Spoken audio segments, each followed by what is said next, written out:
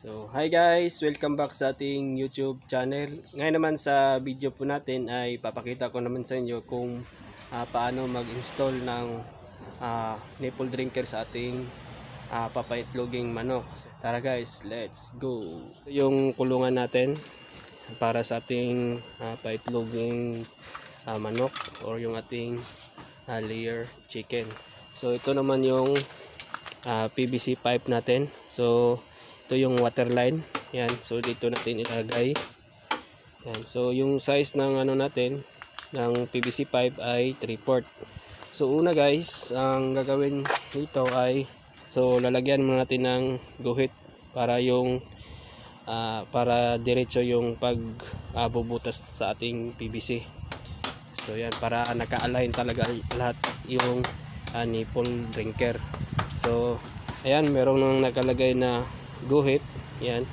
So ang gagawin naman natin yan ay ilalagyan natin ng tanda para doon tayo bubutas. So dito lagyan natin to. Yan. Hanggang doon sa dulo. So ito yung magiging marker natin para dito tayo magbubutas. So yan.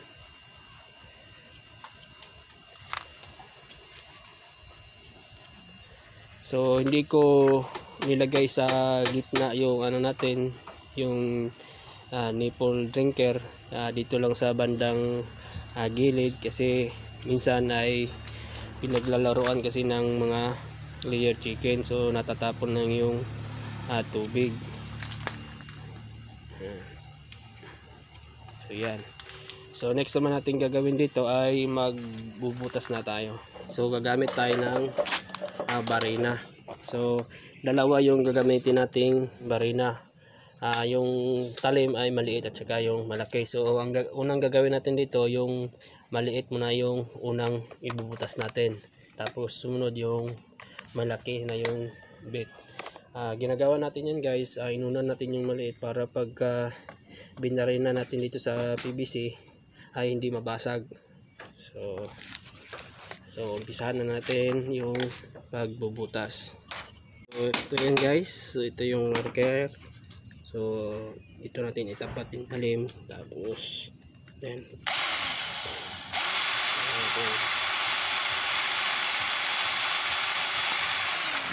ayan. So butas na. So yan guys, tapos na mabutasan ng maliit na bit. So next naman ay yung malaki.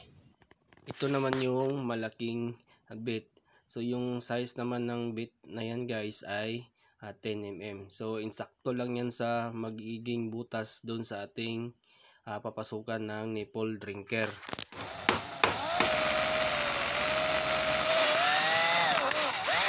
Tapos na nating mabutasan yung isa. So yan, so hanggang doon bubutasan pa natin.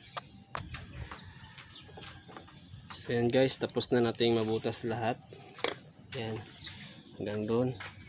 So next naman natin gagawin dito ay mag-install na tayo ng ating nipple drinker. So yan. So ito naman yung ating mga nipple drinker. So ito. So yan. So tapos yung cap na. So yan.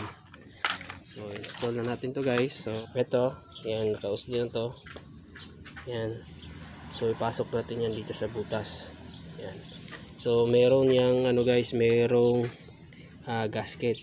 Yan, ito. Gasket to. So para pagka nilock na to, yan. So didikit dito yung gasket para hindi liliking yung tubig. So ganito lang paano mag-install. So yan, so ipasok natin yan. Tapos yan, tapos diin natin. At itong dalawang clip, yan, so i-ano natin, so idikit natin. So yan, so idiin lang natin yan. So yan, so yan, so yan, yan. So naglalak na. So ganyan yan guys. So, tapos yung ano naman, yung cap, So dito yan ipasok. Yan sa may butas dito. Yan na natin yan. So ganito. So ganyan. So yun. So ganyan lang guys. So ganyan lang kung paano mag-install ng nipple drinker sa ating PVC pipe. So yan. So tapusin lang natin to lahat guys. Yan hanggang doon sa dulo. Ayun. So yan, kung may katanungan man kayo sa ating video, paki-comment na lang po at ating pag-usapan yan. So hanggang dito lang muna at maraming salamat.